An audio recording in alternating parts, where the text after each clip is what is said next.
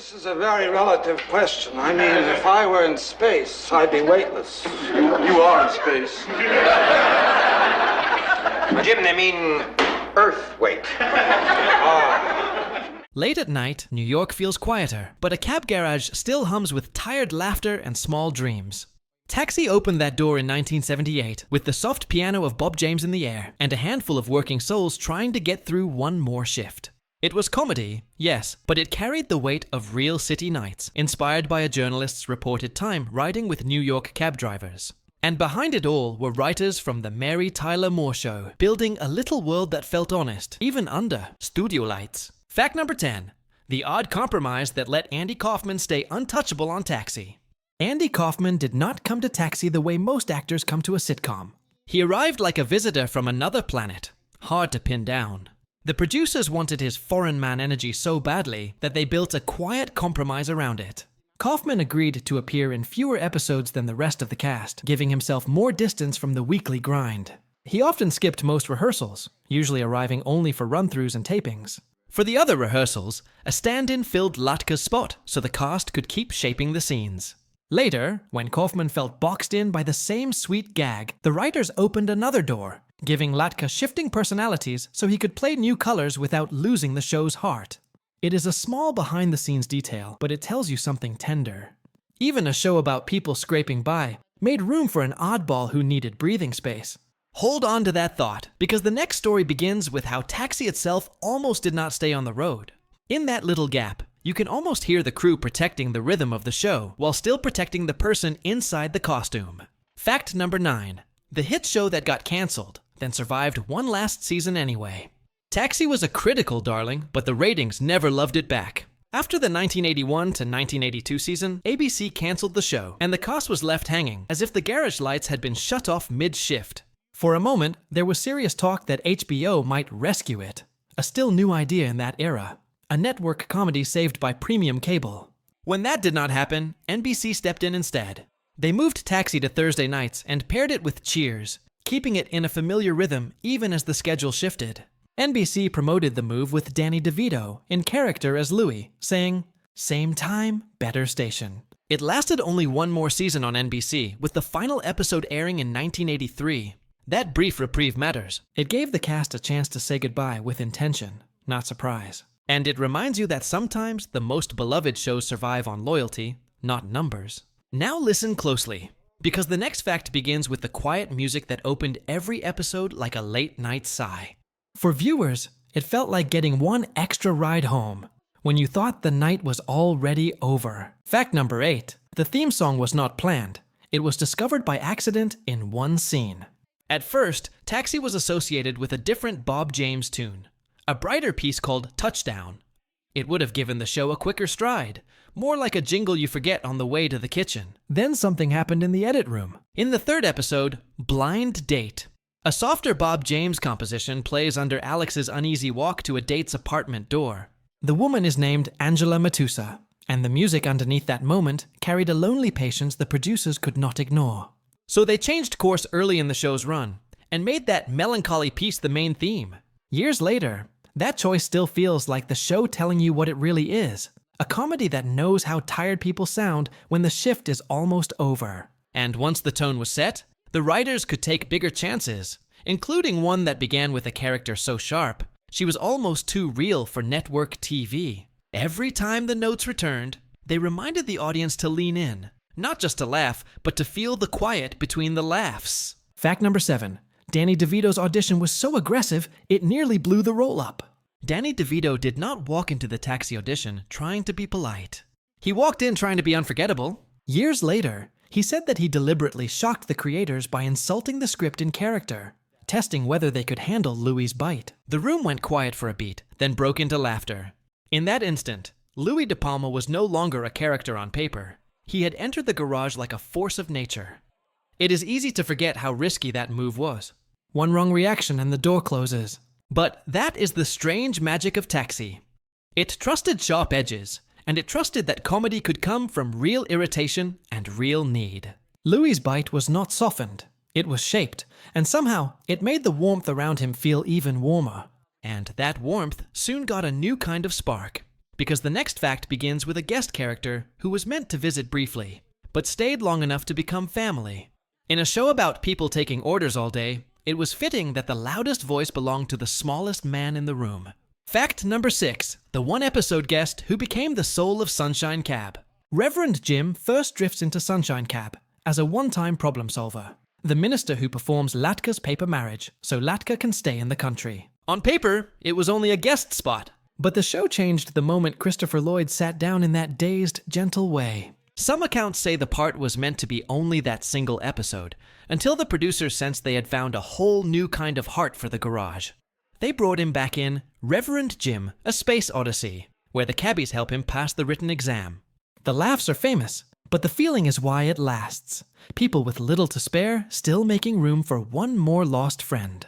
After several popular returns, Jim became a regular beginning in season 3, no longer passing through. That same blend of humor and bruised reality sets up the next fact, because Taxi also had moments when a scene hit harder than anyone planned.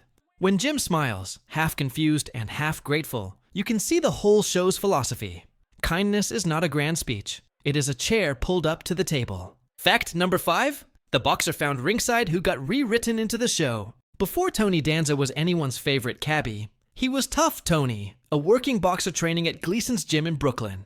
One night, producers Larry Gordon and Joel Silver happened to be ringside when Danza scored a quick knockout, and they invited him to audition for a film they were producing. Not long after, James L. Brooks called with a different kind of fight, a new sitcom where one character was meant to be a boxer on the night shift.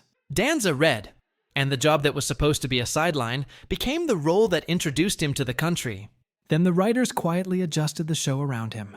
The boxer was first imagined as Phil Ryan, but the part was reshaped to fit Danza, and even the name changed to Tony Banta. The reason was almost comically practical. The producers joked they worried he would not answer to Phil.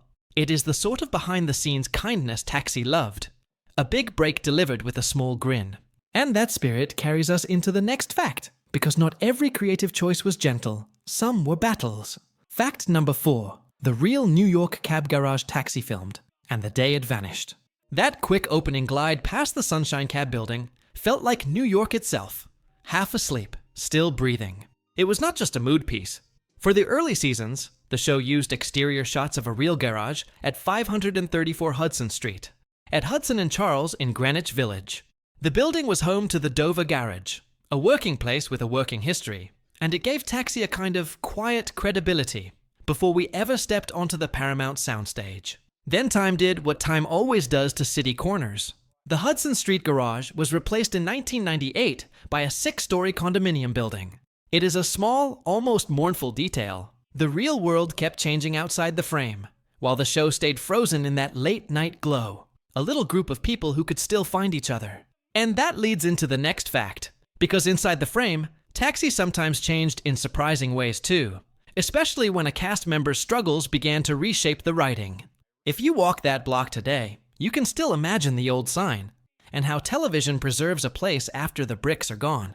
Fact number 3, the cast member who could remember Taxi like it happened yesterday. On most sets, memories blur together. The same walls, the same jokes, the same long hours under hot lights. But Marilu Henner was different. She is one of the rare documented people with highly superior autobiographical memory, sometimes called hyperthymesia, meaning she can recall vast stretches of her life in vivid, date-stamped detail. Years after Taxi ended, television audiences saw that ability up close in a 60 Minutes report that helped bring wider attention to her condition. It changes how you imagine the garage. Not just as a place of fiction, but as a real chapter she can walk back into at will, remembering a first table read, a laugh that surprised her, the exact feeling of a week in winter when the scripts got heavier. That kind of memory is a gift, but it is also a burden, because nothing truly fades. And it sets up the next fact, because Taxi had another kind of remembering too. The way the creators lifted real night shift life into television, almost line for line. For some of us, that is why the show feels so close. It lives in memory the way real jobs and real friends do. Fact number 2, the real New York Magazine article that secretly created Taxi. Taxi feels authentic because it began with observation, not invention. Before it was a television show, the idea grew from real-life reporting. Journalist Mark Jacobson spent time with New York cab drivers and wrote a piece for New York Magazine titled Night Shifting for the Hip Fleet. That article caught the attention of producers, and it became the seed for the series. From there, creators James L. Brooks, David Davis, and Stan Daniels treated the garage like a workplace you could smell, with people whose hopes were ordinary, and therefore enormous. It is easy to laugh at the odd customers and the bickering, but underneath is a writer's notebook, filled with voices overheard in the dark. The show is not copying the city, it is remembering it and turning it into something we can keep. And now we come to the final fact, the one that explains why Taxi was never just a workplace comedy. It was a quiet story about ambition and what it costs to keep trying. You can sense that reporting instinct in the pauses, the side glances, and the tired kindness that shows up when nobody is watching. Fact number 1. The real secret of Taxi was never the jokes, it was the dreams. Taxi never pretended these drivers were only drivers. The garage was a waiting room for bigger lives. Alex studied and dreamed of law school. Elaine chased acting work. Tony chased a fighting career. Even Lotka and Jim were looking for some place to belong. That theme was not an accident. The creative team behind Taxi came directly out of the Mary Tyler Moore family, with James L. Brooks and others who had already mastered comedy that could carry real adult longing. The same word keeps returning when people describe the show: warmth. That warmth was crafted scene by scene, with writers and directors who understood that laughter comes easier when the audience trusts the people on screen. And maybe that is why the show still sits with us. Because the real secret was never the punchline. It was the patience to let working people matter.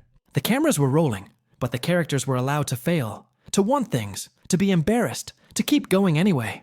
In that sense, Taxi honored the quiet heroism of anyone who clocks in, even when their real dream starts after the shift.